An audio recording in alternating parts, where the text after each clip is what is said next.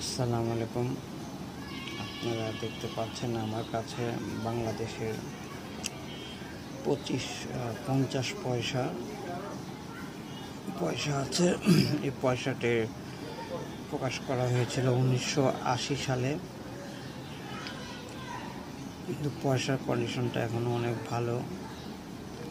আর আমার হাতে এইখানে যে আরেকটা পয়সা আছে, এটাও দেখা যাচ্ছে 1980 সালে। এই পয়সার গায়ে মাঝখানে যে লোগোটা আছে, এখানে দেখা যাচ্ছে একটি ইলিশ মাছ, একটি আনারস, একটি মুরগি এবং একটি কলা।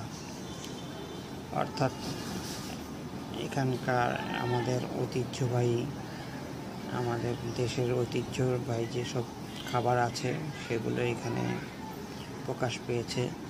আর এটার পিছনে দেখতে পাচ্ছি শুধু শাপলা ফুলের একটি ছবি দেওয়া আছে।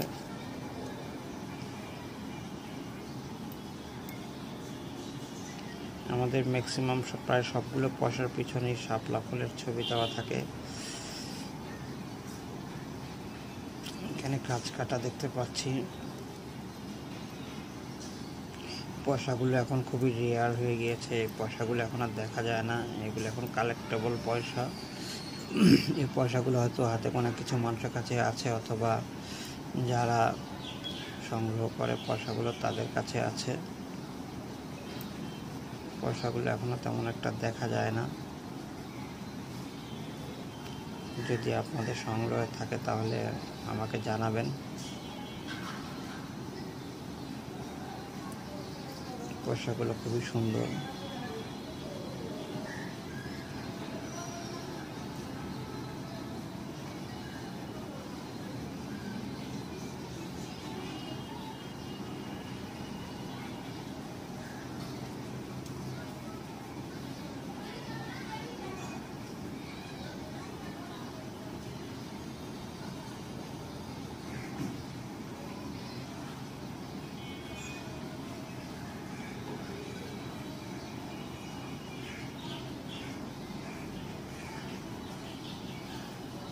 ধন্যবাদ।